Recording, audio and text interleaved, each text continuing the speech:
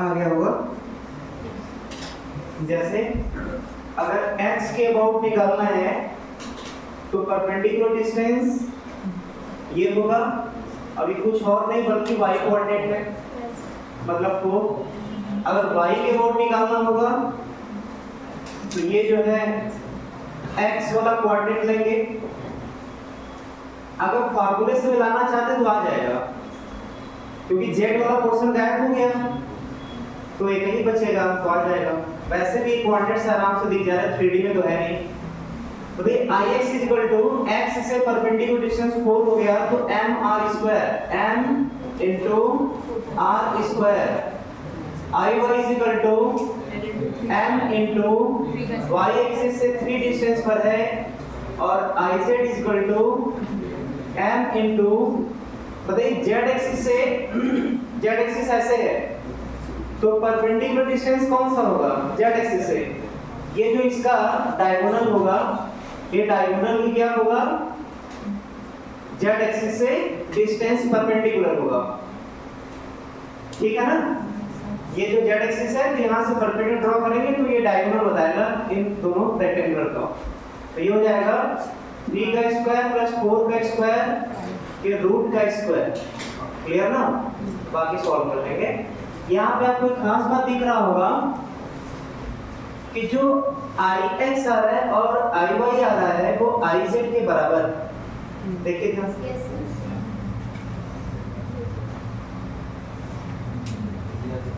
तो नोट कर लीजिए और इसको एक थ्योरम के तौर पर आगे लेकर के आएंगे। वो अलग बात है, मैच किया तो फिर प्रूफ भी हो गया थ्योरम, जिसका हम आगे टर्म यूज करेंगे। फिलहाल लास्ट में लिख लेंगे।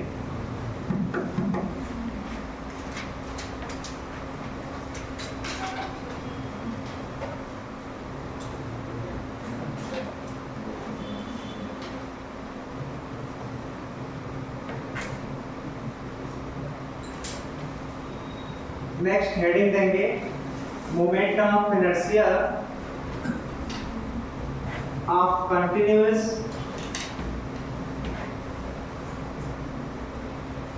Mass distribution.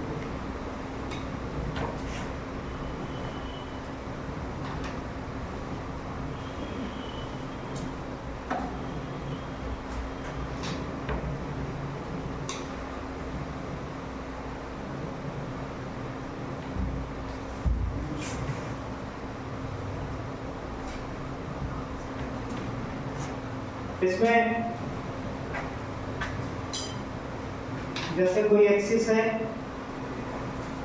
और एक्सिस के अबाउट कोई रॉड ऐसे दिया हुआ है जिसका मास m है, लेंथ l है, और इस एक्सिस के अबाउट जो है इस रॉड का मोमेंट ऑफ इनर्शिया पूछ रहा है।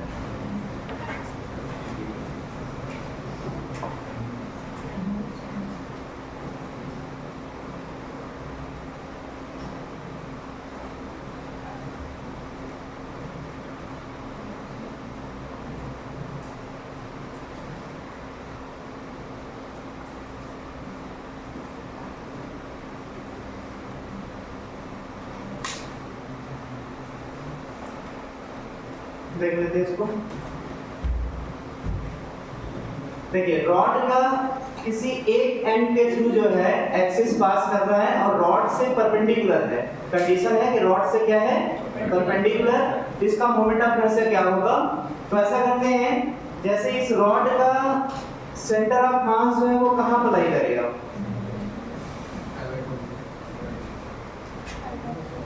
रॉड का सेंटर ऑफ मास कहीं L/2 पर लाई करेगा।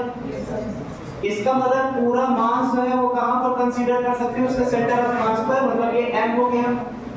तो यहां से I इक्वल टू क्या आ जाएगा, m L/2 का स्क्वायर, mr स्क्वायर। नोट कर,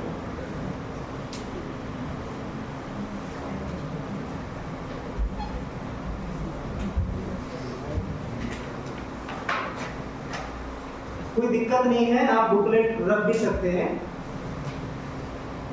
जब होमवर्क देंगे तो ट्राई करिएगा। हाँ रखिए, बुकलेट चेक मत करिए।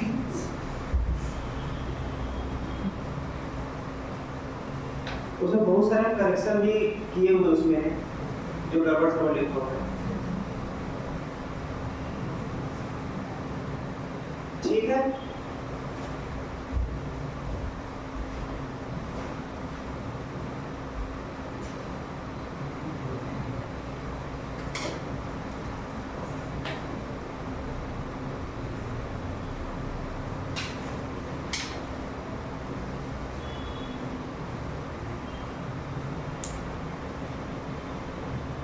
हो गया। दोबारा इसका सॉल्यूशन सुन ले ध्यान से। देखिए हम सोचे क्या इसमें और क्या सोच कर किए हैं, इसको सॉल्व किए हैं। क्योंकि हमें बताया गया है कि रॉड का सेंटर ऑफ मास उसके मिड पर लाई करता है अगर वो यूनिफॉर्मली मास डिस्ट्रीब्यूटेड है तो। इसका मतलब कि इसका सेंटर ऑफ मास कहां पर लाई करेगा? मिड पॉइंट पर। और सेंटर ऑफ मास का डेफिनेशन क्या होता है कि वो पॉइंट जहां पर पूरे बॉडी का टोटल मास लाई करे। इसका मतलब कि इसका पूरा मास यहां पर लाई करेगा। और इसके पहले बता भी चुके हैं कि एक्सिस से अगर r डिस्टेंस पर कोई मास दिया हो तो वहां पर होता है mr²। तो ये टोटल मास जो है वो l/2 पर है, तो ये लगा दिया। तो ये गलत है, क्लियर ना? ऐसा हम लोग नहीं सोचेंगे। इसका रीजन क्या है? मतलब अगर ये सही होता तो इसके पीछे कुछ लॉजिक भी होता, वो रीजन भी बताते और लॉजिक भी बताते कि क्यों ये सही होगा। लेकिन सही नहीं हुआ तो कहां से लॉजिक बताएंगे? अच्छा, गलत होने का लॉजिक बताइए सर, वो भी तो पता होना चाहिए ना। अगर सही नहीं है तो गलत क्यों है, उसको देखते हैं। अब गलत का रीजन ढूंढना है। देखिए हम पहले इसके बेसिक पर आते हैं। इसका बेसिक क्या है? अगर हमें मोमेंट ऑफ इनर्शिया पता करना है तो हमें बस इतना पता है कि अगर कोई पॉइंट मास दिया है, अगर कोई पॉइंट मास दिया है जो r डिस्टेंस पर होगा तो उस केस में I = mr² होता है। मतलब अभी तक हम लोग पॉइंट मास के लिए मोमेंट ऑफ इनर्शिया पढ़े हैं, वो बेसिक होता है। तो यहाँ पर तो पॉइंट मास तो है नहीं, यहाँ पर तो पॉइंट मास से इनफाइनाइट पॉइंट मास से मिलकर के रॉड बना हुआ है। तो यहाँ पर सबसे पहले हम लोग कोई ना कोई पॉइंट मास चॉइस करेंगे। और उसके लिए करेंगे क्या? जो एक्सिस है वहां से x डिस्टेंस पर जाएंगे और x डिस्टेंस पर जाकर के dx विड्थ लेंगे। तो इस dx विड्थ में कितना मास आएगा तो हम लोग पता कर सकते हैं। L में m है तो 1 में m/l है, तो dx में कितना होगा? m/l into dx। ये क्या है? dm मास है जो इसके अंदर मिलेगा। अच्छा, जो dm मास है वो एक पॉइंट पर मान सकते हो। dx क्या है? वो छोटा है, dx बहुत छोटा है तो इसको पॉइंट माना जा सकता है। और जब पॉइंट माना जा सकता है तो ये फॉर्मूला लग सकता है। मतलब इस dm मास के लिए फॉर्मूला लग जाएगा। तो क्या होगा इस पॉइंट मास के लिए? तो इसके लिए क्योंकि छोटा मास है तो इसका जो मोमेंट ऑफ इनर्शिया आएगा वो भी छोटा ही आएगा। इसलिए di = dm into x²। Clear? di = dm into x²। अच्छा, यहाँ पर जो है अब इसका इंटीग्रेशन कर देंगे तो जो रिजल्ट मिलना होगा वो रिजल्ट रॉड का मोमेंट ऑफ इनर्शिया बता देगा। अब क्वेश्चन ये होता है कि सर ये क्यों गलत हुआ? ये गलत होने के पीछे रीजन ये है कि इसका जो टर्म आ रहा है, देखिए जो सेंटर ऑफ मास का टर्म आता है वो इससे आता है m1x1 + m2x2 that's divided by m1 + m2 ऐसे। तो यहाँ पर m1x1 है, x1 स्क्वायर नहीं है। यहाँ पर देखिए m1x होता तो शायद ये मैच कर जाता प्रोसेस, लेकिन यहाँ पर m1x1 नहीं है बल्कि m1x1² + m2x2² + m3x3² ऐसे है। मतलब स्क्वायर का टर्म आ रहा है। और जबकि जो सेंटर ऑफ मास होता है, सेंटर ऑफ मास निकालने के लिए यहाँ पे स्क्वायर का टर्म नहीं आता है। इसीलिए मोमेंट ऑफ इनर्शिया का जो फंक्शन मिल रहा है वो सेंटर ऑफ मास के फंक्शन से अलग है, इसलिए इसका रिजल्ट भी इससे अलग आएगा। क्लियर? अब देखते हैं, अब सॉल्व करते हैं। अच्छा, ये नोट कर लीजिए आप दोनों बढ़िया से, तो बढ़िया से इसको कट कर दीजिए।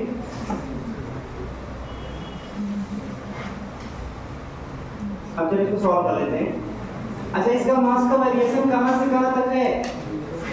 इसके मास का वेरिएशन 0 से लेकर के L तक, ये 0 से I तक, तो I इज इक्वल टू हो जाएगा यहाँ से dm का value m by l into dx into x square 0 से L m by l x cube by 3 0 से L और यहाँ से m by l और ये कितना हो जाएगा l cube by 3 ml square by 3। ये मोमेंट ऑफ इनर्शिया आएगा। ये आपको बक्से के अंदर रखना भी है, याद भी करना है, क्योंकि स्टैंडर्ड रिजल्ट है ये I is equal to ml square by 3।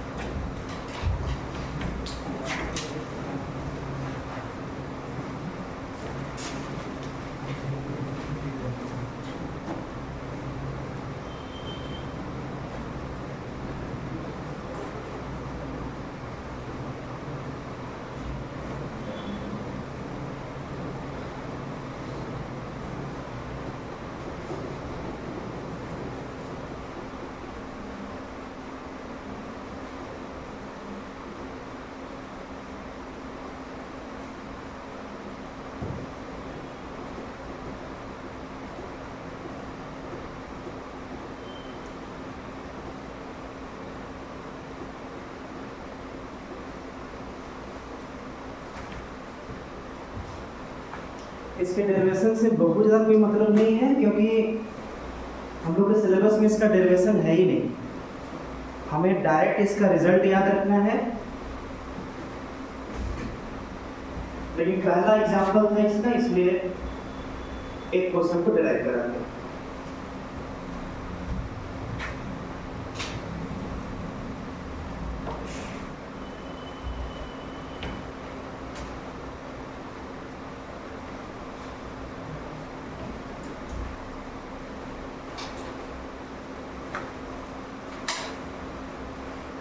Okay, आगे बढ़ते हैं। अब देखिए इसमें जो है ये रिजल्ट ml स्क्वायर बाई 3 हो गया। तो अगर कोई रॉड का मोमेंट ऑफ इनर्शिया पूछे तो क्या बताएंगे? ml स्क्वायर बाई, अच्छा याद है क्या? हाँ ठीक है। तो रॉड का मोमेंट ऑफ इनर्शिया नहीं होता तब तक जब तक इसका एक्सिस डिफाइन, क्योंकि बच्चे बोले भी होंगे, अगर बाहर नहीं तो अंदर बोले होंगे ml स्क्वायर बाई 3 नहीं बोलना है। ठीक है, एक टर्म आता है रेडियस ऑफ गायरेशन, इसको हेडिंग दीजिए रेडियस ऑफ गायरेशन।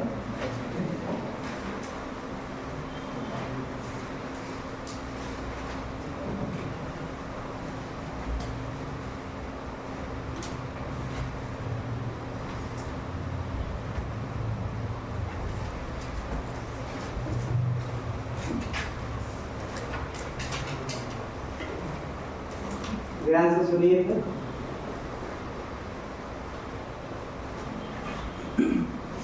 जैसे रेडियस ऑफ गायरेशन क्या होता है, जैसे मान लो किसी बॉडी का मास जो है m दिया हुआ है, तो इस एक्सिस के अबाउट इस बॉडी का जो मोमेंट ऑफ इनर्शिया है वो I गिवन है, हमें पता होना चाहिए गिवन है। किसके अबाउट है? इस एक्सिस के अबाउट इस बॉडी का। अब रेडियस ऑफ गायरेशन कुछ और नहीं बल्कि एक डिस्टेंस है, मतलब इसका यूनिट भी मीटर ही आएगा। ये डिस्टेंस है। करना क्या है, कुछ जादू करना है और इसको बिल्कुल एक पॉइंट बना देना है। क्लियर? मतलब इसको जो है सिंक करके बिल्कुल एक पॉइंट बना देना है और उसको ऐसी जगह रखना है, मान लेते हैं कि डिस्टेंस पे रख दिया। किसको रखा?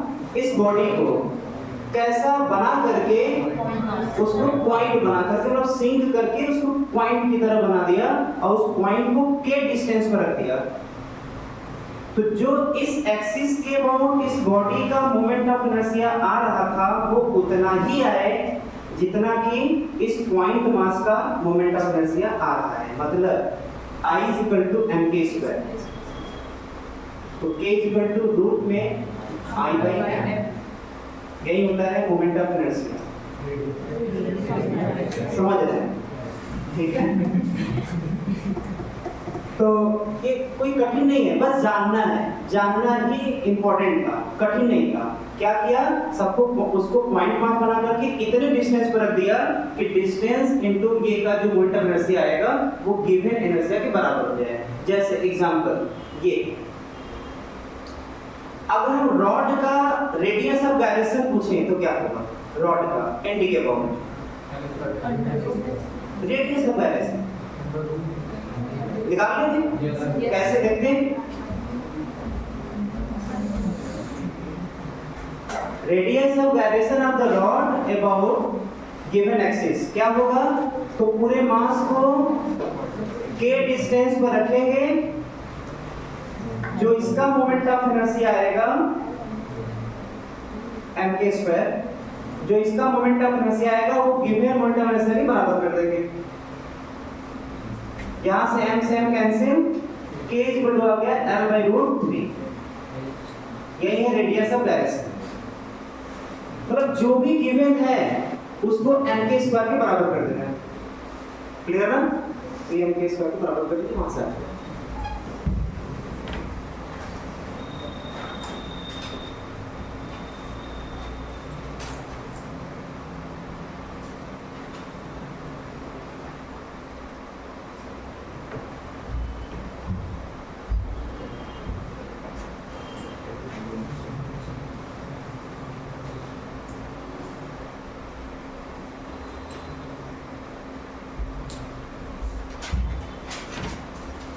कुछ अन्य लाइन में लिखना है तो लिख सकते हैं कि पूरे बॉडी को पॉइंट मास बना करके के डिस्टेंस पर रखेंगे, तो उसका जो मोमेंट ऑफ इनर्शिया आना चाहिए वो ओरिजिनल मोमेंट ऑफ इनर्शिया बराबर होगा। बाकी मैथमेटिकली तो दिख ही रहा है कैसे क्या लाइन से।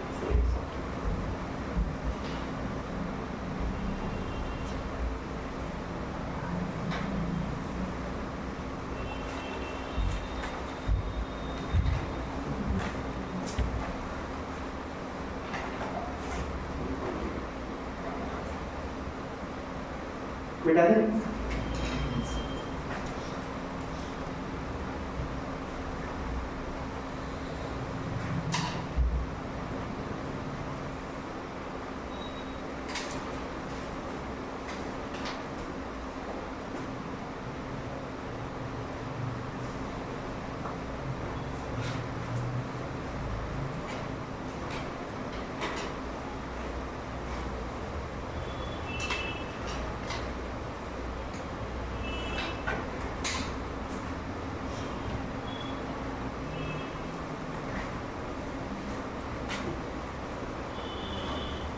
एक्सिस से रॉड कुछ थीटा एंगल बनाया है, लेंथ m है, मास m है, I क्या होगा,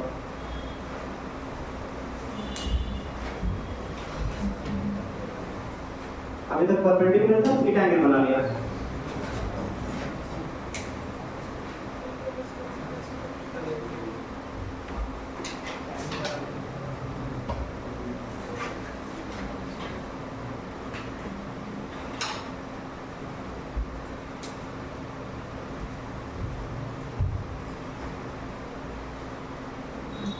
आगे हो, उस लेंथ का effective mass distribution perpendicular to the axis क्या होगा, यही होगा। इस रॉड का जो effective mass distribution about axis होगा वो यही होगा, और ये क्या होगा, L sin थीटा। अच्छा, इसका जो इधर की तरफ इफेक्टिव लेंथ आ रहा है L cos थीटा, वो तो एक्सिस से पास करता है। अगर कोई मास जो है वो एक्सिस से पास करता है तो उसका मोमेंट ऑफ इनर्शिया जीरो होता है, तो इसका तो जीरो हो गया, इसी का इफेक्टिव मोमेंट ऑफ इनर्शिया आएगा, क्या होता है फॉर्मूला, m/L²/3, तो L sin थीटा का होल स्क्वायर बाय 3, यही है, नोट कर लेंगे।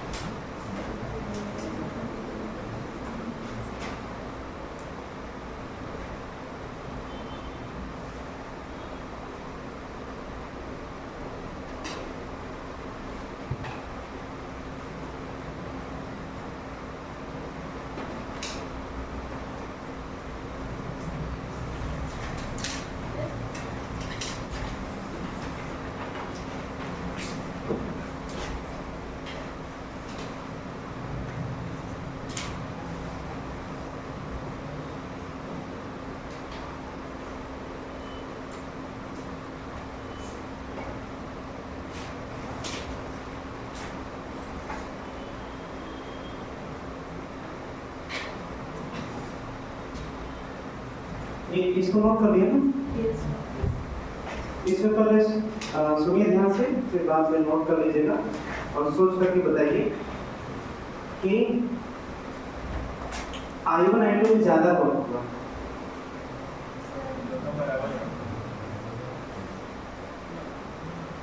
जल्दबाजी में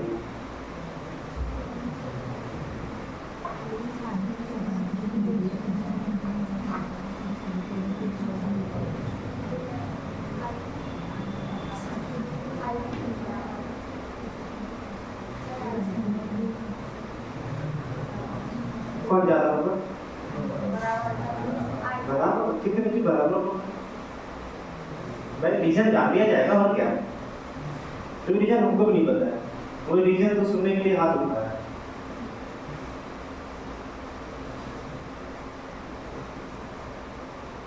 दिमाग लगाए, आज का सिंपल है, मास का डिस्ट्रीब्यूशन x के अबाउट, बस वही तो देखना है। अगर वो नहीं बदला तो आंसर नहीं बदलेगा। ये बताइए, ये वेक्टर क्वांटिटी नहीं है, वेक्टर नहीं स्केलर है। स्केलर सिंपल सम होता है, सिंपल जोड़ता है। 2 में 3 जोड़ करके 5 आराम से कर सकते हैं। वेक्टर होता तो डर लगता, कुछ भी बोलने में डर लगता। ये बताइए, चाहे रॉड को इधर से इस तरीके के अरेंजमेंट के साथ जोड़ें, चाहे उसी रॉड को एक कलर कमा दें, मतलब लेंथ उतना ही रहेगा, तो अरेंजमेंट तो वही है ना। चाहे वो रॉड ऐसे हो, एक्सिस वही है, रॉड ऐसे हो, रॉड ऐसे हो, या किसी भी डायरेक्शन में हो, एक्सिस से रॉड का जो अरेंजमेंट है, जो डिस्टेंस है, वो तो सेम जैसा है ना, इक्वल है सर। तो इसका भी मोमेंट ऑफ इनर्शिया वही आएगा जो इसका आएगा। क्लियर है? आंसर कितना बोलते हैं? इसका कितना होगा? ml²/3। इसका जोड़ देंगे, स्केलर सम ml²/3। इसमें भी वही बात बोलेंगे, इसका भी ml²/3। सर आप जो डिराइव करवाए थे तो रॉड इधर की तरफ था, इधर आ गया तो रिजल्ट बदल जाना चाहिए ना। मजाक है ना?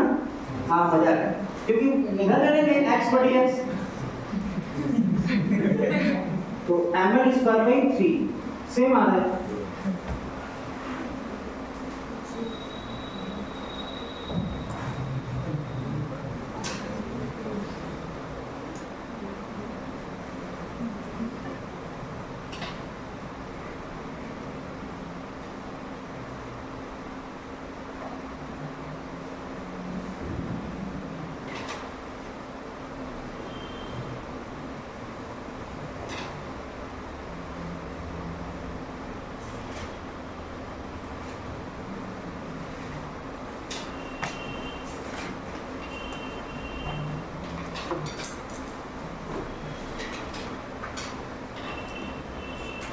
देखिए, ये इंडिकेशन हमेशा बताएगा कि एक्सिस इस प्लेन के परपेंडिकुलर है।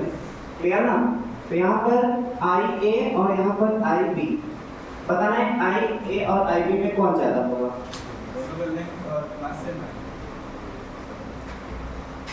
LM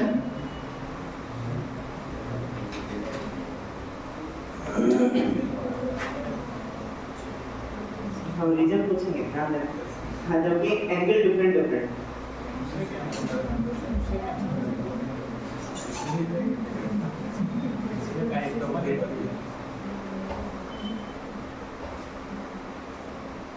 बताइए, इसमें और इसमें कौन ज्यादा होगा? कितने बच्चे बोल रहे हैं बराबर होगा? हाँ जो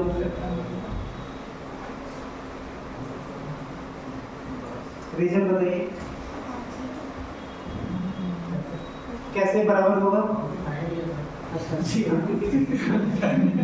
बात एक दिक्कत क्या है, लोग इसे सोचने में क्या, जब हाथ में ज्यादा चलने लगे समझिएगा फंसनाते हैं, इसको चलाइए।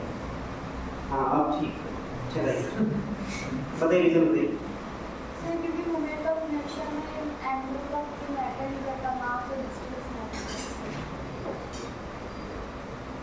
ठीक है, एक्सिस ऐसे पास कर रहा है, अरे जैसा ये क्वेश्चन वैसा ये क्वेश्चन वैसा वो क्वेश्चन, सब एक ही क्वेश्चन है, क्योंकि एक्सिस से ये भी तो रॉड परपेंडिकुलरली एल लेंथ तक डिस्ट्रीब्यूटेड है, और ये भी रॉड इस एक्सिस से परपेंडिकुलर एल लेंथ तक डिस्ट्रीब्यूटेड है, यहाँ भी है, तो इसका भी आंसर वही होगा, इसका भी आंसर होगा। एंगल से कोई मतलब नहीं, तो ये 180 था, वो 0 डिग्री था। जब 0 180 में नहीं बदला तो इसके साथ क्या हो जाएगा?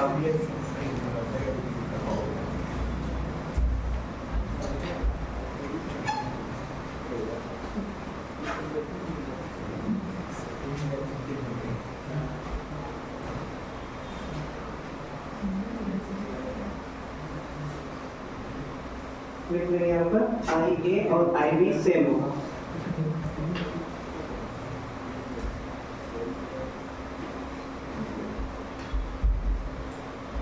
और ये होगा 2ml²/3। आई ए आई बी सेम होगा 2ml²/3।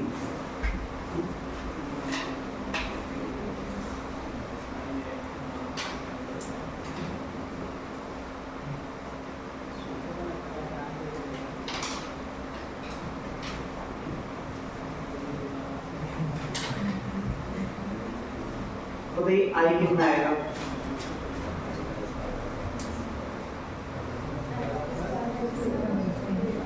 लेंथ L मास M है, आई बताना है इस एक्सिस के अबाउट। तो याद है, हमें मान कर चले आपको नहीं पता है, क्लियर ना? क्योंकि इसी से भी जस्ट नीट का क्वेश्चन पूछते हैं, तो घुमा के जाकर पहले इसको करिए। हाँ, ये मान के चलिए जितना हम लेक्चर लिए उसी के बेस पर सॉल्व करना है, लगाइए दिमाग में।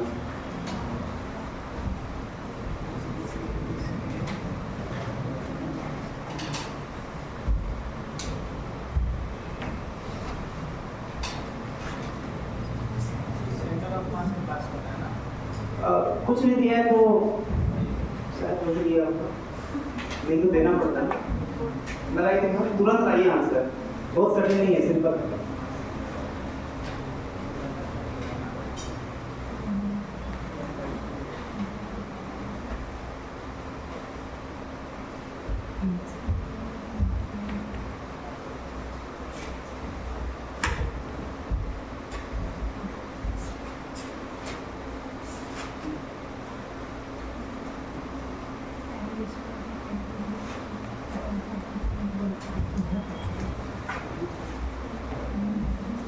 आगे होगा कर लेते इसमें। अच्छा, ये जो है एक रॉड ये हो गया और एक रॉड ये हो गया, और इसका रिजल्ट हमें पता है। इसका रिजल्ट क्या होगा? रिजल्ट क्या होता है? जब किसी रॉड के एंड पॉइंट से एक्सिस पास करता है तो m/3। तो देखिए इस रॉड का मास कितना होगा? इस रॉड का मास होगा m/2, और इस रॉड का लेंथ कितना होगा? l/2। तो बताइए यहाँ से क्या हो जाएगा? m/2 फार्मूले से m l²/3।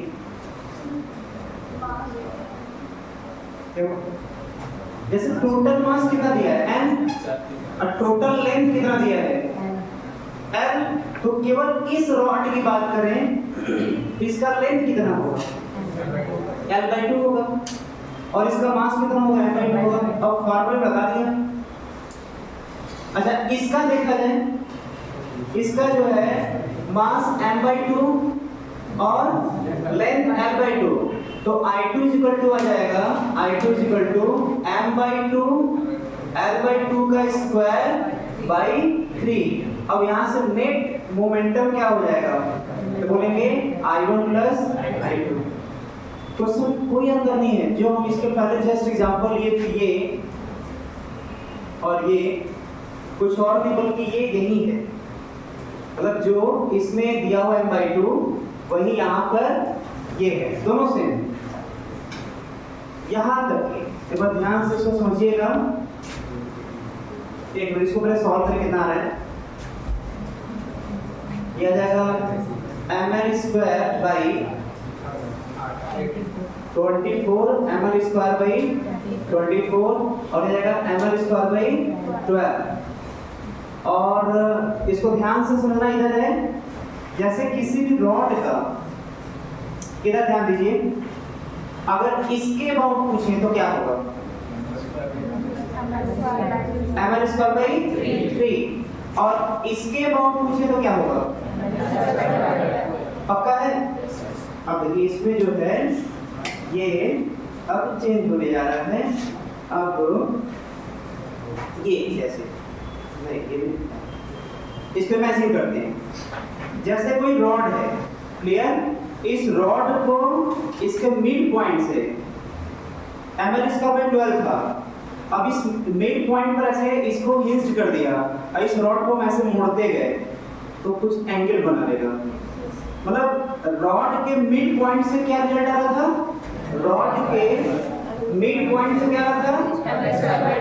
हाँ, ये मिल तो गया। ये एक रॉड है, ये दो रॉड नहीं है, ये एक रॉड है और ये एक्सिस है, तो इसका मोमेंट हमेशा क्या होगा? ml square by 12। अब इनके बीच का एंगल घटा रहे हैं, अब बताइए क्या होगा?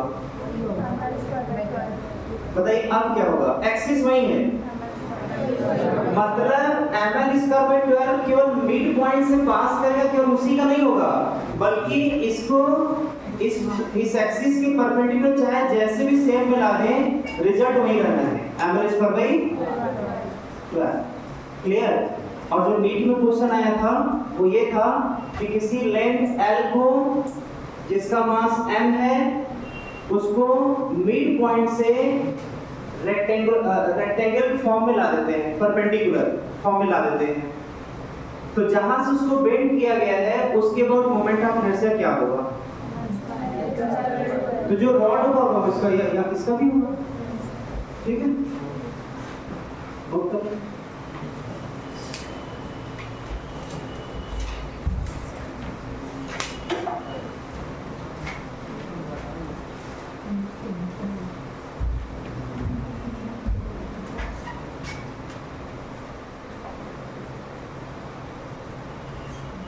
इसमें जिसको जो डाउट पूछ सकता है।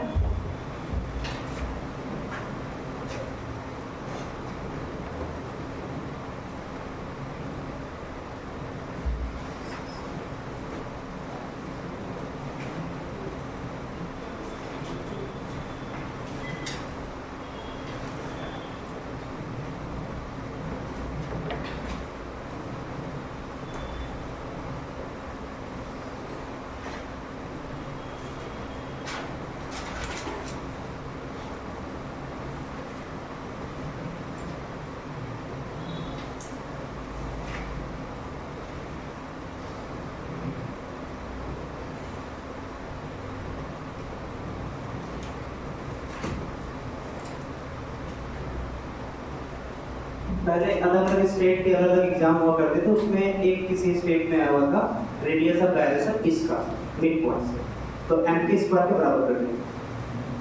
ठीक है? m के स्क्वायर के बराबर कर देंगे, वहां से जो k आएगा वही moment of radius of direction हो जाएगा। कर लेंगे ना? Yes sir. अब सुनिएगा ध्यान से, अब लिखते वक्त ध्यान रख दीजिएगा, इधर सुनिएगा। एक्सिस दिया हुआ है और रॉड का लेंथ L दिया हुआ है और मास m दिया हुआ है और यहाँ से डिस्टेंस d दिया हुआ है। इसका मोमेंट ऑफ इनर्शिया क्या होगा?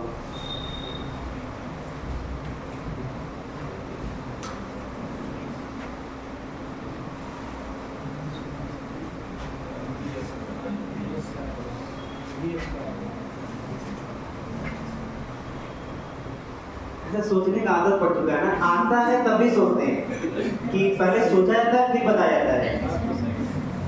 ठीक है? इसमें जो है इसका मोमेंट ऑफ इनर्शिया क्या होगा? तो जैसे इसमें जो सर्किल था, जैसे पॉइंट था, टॉप भी यहाँ से लेते हैं, यहाँ से हम देखते हैं, तो इसका कंडीशन क्या बन जाएगा? ये एक्सिस हो जाएगा ऐसा और ये पॉइंट मास यहाँ पर है और मोमेंट ऑफ इनर्शिया इसका कितना आया था, ये आया था mr² I इक्वल टू, तो पिछले लेक्चर में बताए थे कि इस मास का को हम स्प्रेड कर सकते हैं, लेकिन इस तरीके से स्प्रेड करना है कि एक्सिस से डिस्टेंस मेंटेन रहना चाहिए, बोले थे। अब यहाँ पर क्या किया कि जो पॉइंट था उसको सर्किल में स्प्रेड न करके उसको इस तरह से लेंथ में स्प्रेड कर दिया जो एक्सिस के पैरेलल है, तो क्या रिजल्ट वही आएगा क्या? इसको R ले लेते हैं क्योंकि स्टार्टिंग से ही हम लोग R ही ले रहे हैं, तो इसमें हो जाएगा I इक्वल टू mr²। अब देखिए टाइम के साथ हम इसको इस तरीके से सिंक कर रहे हैं, मोमेंट ऑफ इनर्शिया बढ़ेगा या घटेगा? लेंथ के हम सिंक कर रहे हैं, पक्का है? इसका आगे यूज पढ़ने वाला है, क्लियर? एक क्वेश्चन दे रहे हैं उसको। अच्छा, यहाँ से क्या मतलब पता चला कि हम ये बोल पा रहे हैं कि चाहे इसको ऐसे सिंक करें, मतलब लेंथ इधर वाला जो ये डिस्टेंस है वो बदलना नहीं चाहिए, R नहीं बदलना चाहिए, इसको ऐसे सिंक करेंगे या और इसको डिस्ट्रीब्यूट करेंगे दूर तक, तब भी रिजल्ट में कोई चेंज ही नहीं आएगा। तो इसमें खास बात ये था कि मास तो बदला नहीं और जो एक्सिस से डिस्टेंस था वो भी नहीं बदल रहा था, भले यहाँ पर लेंथ बढ़ता जा रहा था L का, लेकिन यहाँ से डिस्टेंस क्या था, सेम था। तो इसी पर बेस्ड एक क्वेश्चन है,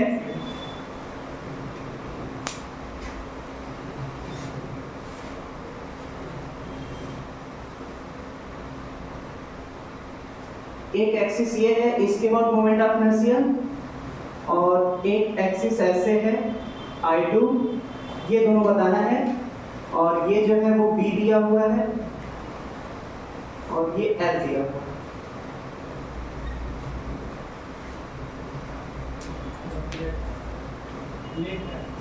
रेक्टेंगुलर प्लेट, इसमें मास ऐसे जो है डिस्ट्रीब्यूटेड और मास M दिया हुआ है।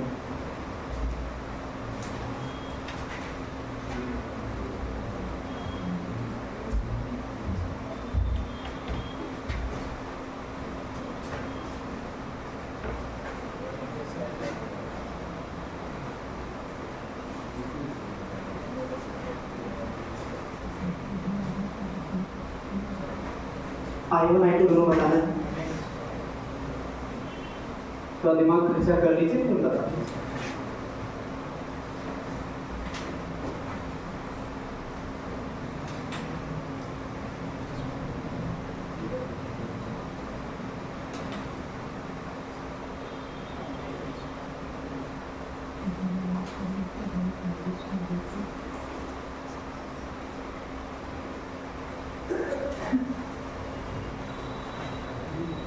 देखिए इसमें इसको कैसे सॉल्व करेंगे,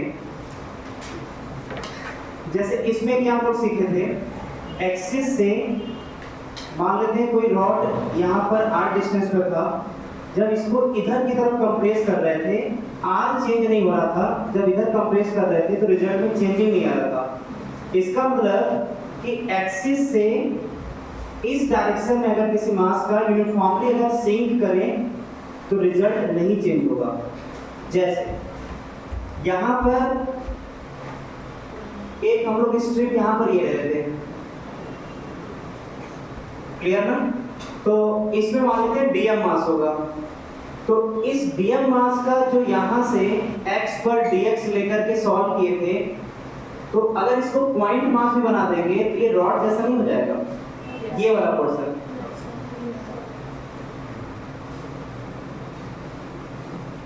जैसे इस पूरे पोर्शन को ऐसे सिंक करके यहाँ पर एक जगह तो ला सकते हैं ना, इसके और इसके रिजल्ट में कोई फर्क नहीं पड़ेगा, हम यहाँ पर देख चुके हैं इसका।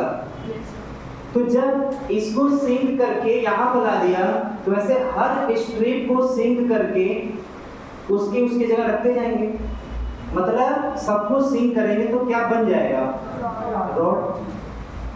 तो रिजल्ट नहीं चेंज करेगा, ये रीजन है। कोई डाउट है तो पूछ सकते हैं। सोच लीजिए पहले फिर पूछिए। जैसे इसका रिजल्ट और इसका रिजल्ट एक जैसा था, इन दोनों का रिजल्ट एक जैसा है, तो किए क्या, यहाँ पर सेम डिस्टेंस x पर एक dx लेंथ का स्ट्रिप ले लिया, पट्टी ले लिया, और हमें पता है कि इसका भी रिजल्ट वही आता है जो इसका आता है, दोनों का सेम रिजल्ट आ रहा है। इसका मतलब कि इसका भी रिजल्ट वही आएगा जो इसका आएगा, क्योंकि इसको सिंक करेंगे तो ये बन जाएगा, उसको सिंक किया तो ये बना, और इसको सिंक करेंगे तो ये बनेगा। तो जो इसका रिजल्ट आया वही इसका रिजल्ट आया। तो वैसे ही हर पट्टी को सिंक करते जाएंगे तो सब क्या बन जाएगा, रॉड बन जाएगा। रॉड का हमें पहले से पता है, एमएल स्क्वायर बाई उड़ गया। क्लियर हो गया? Yes sir. नोट कर लीजिए इसका। अब देखिए 1-2 महीने बाद क्या होगा कि यहां से पूछा जाएगा, अब कोई बच्चा ऐसे सिंक कर देगा, क्लियर ना? तो ऐसा कुछ भी नहीं करना है। सिंक जो है वो इस तरीके से करना है कि मास का डिस्ट्रीब्यूशन इस एक्सिस से चेंज ना हो। जैसे इसको सिंक किया गया तो डिस्टेंस नहीं बदला, तो यहाँ भी इस तरीके से सिंक करना है कि इससे डिस्टेंस परपेंडिकुलर न बदले, नहीं तो बाद में भूल करके इधर जहाँ सिंक किए 0 आ जाएगा।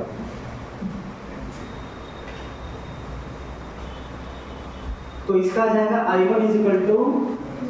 ml square by p। और अच्छा I2 के बहुत अगर I पूछेगा तो कैसे सिंक करेंगे, उसके परपेंडिकुलर सिंक करना है हमेशा, उसके परपेंडिकुलर लेंथ में। तो इधर होगा तो उसके परपेंडिकुलर, और इधर होगा उसके परपेंडिकुलर।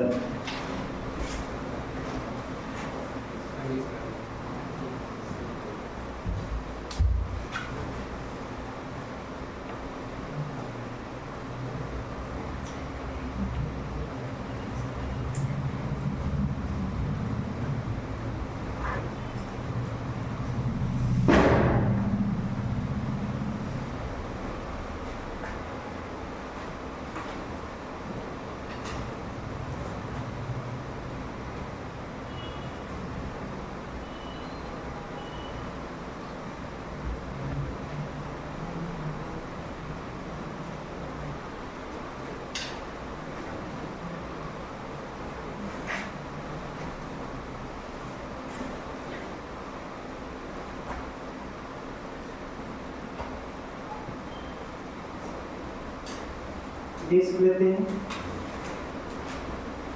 और एक्सिस जो है वो ऐसे पास कर रहा है, रेडियस r है और मास m है। इसका रिजल्ट आएगा इस एक्सिस के अबाउट, ये भी इंटीग्रेशन से आएगा लेकिन उसका यूज नहीं है, तो डायरेक्ट इसका रिजल्ट याद कर लीजिए, mr स्क्वायर बाई 2 होता है।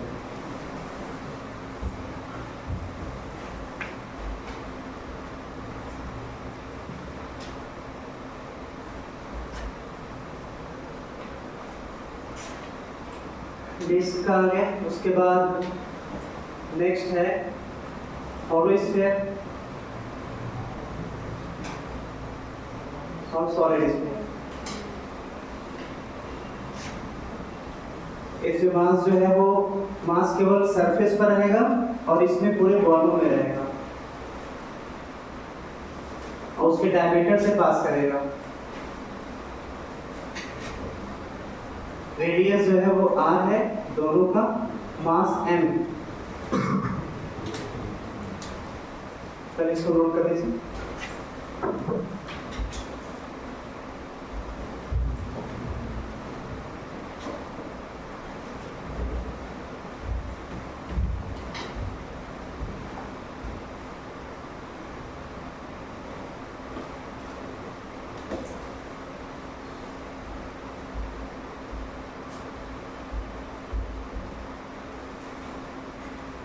हो गया ना?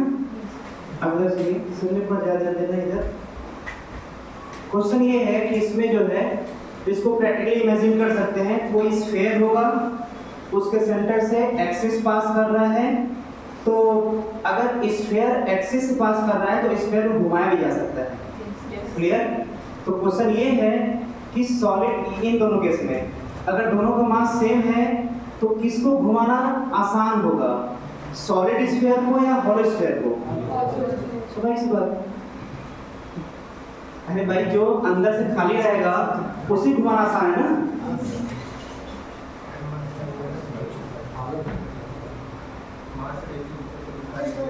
हाँ, इसको प्रैक्टिकली आप ट्राई करके देखिएगा।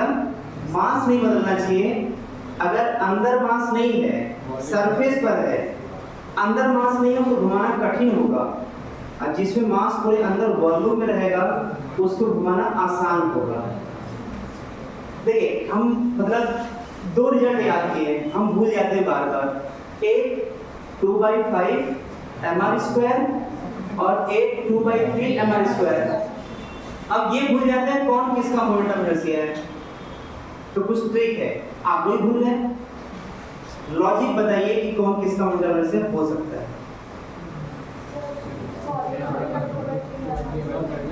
तो हाँ, इसमें क्योंकि टोटल मास बाहर सरफेस पर है तो इसका मतलब ये हुआ कि इसमें मैक्सिमम से मैक्सिमम मास जो है दूर है।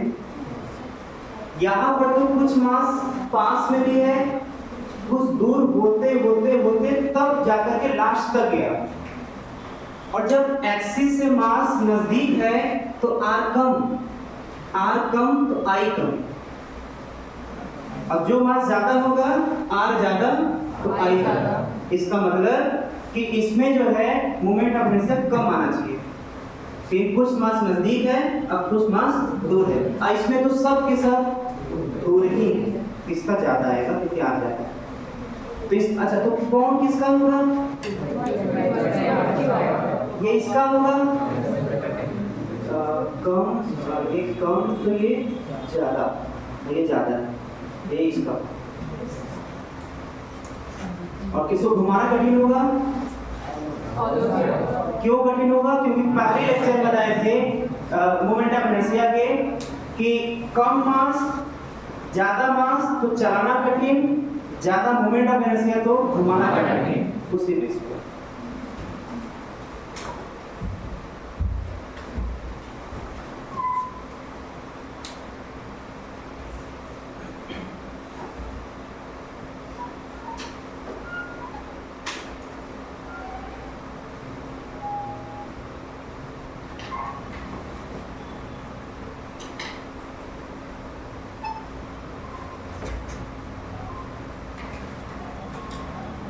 तो सब तो कोई टॉपिक स्टार्ट नहीं कर सकते, इसको याद करके आना है, आपके बुकलेट में भी दिया हुआ है। क्लियर ना? तो नेक्स्ट हम भी स्टार्ट करते हैं कि अब एक दो थ्योरम है, वो दो थ्योरम स्टार्ट करेंगे नेक्स्ट लेक्चर पे, फिर वहां से क्वेश्चन स्टार्ट करेंगे। आज होमवर्क इसलिए नहीं दे रहे हैं क्योंकि अभी बहुत ज्यादा इसमें क्वेश्चन करने लायक नहीं मिलेगा बुकलेट में। जब दोनों थ्योरम पढ़ा देंगे तब कर सकते हैं। क्लियर ना? आज भर लेक्चर से हमें ये समझना है कि हमें जो जो रिजल्ट बताया गया है उसको याद रखना है। क्लियर ना? तो आज के याद करके आइएगा आप लोग।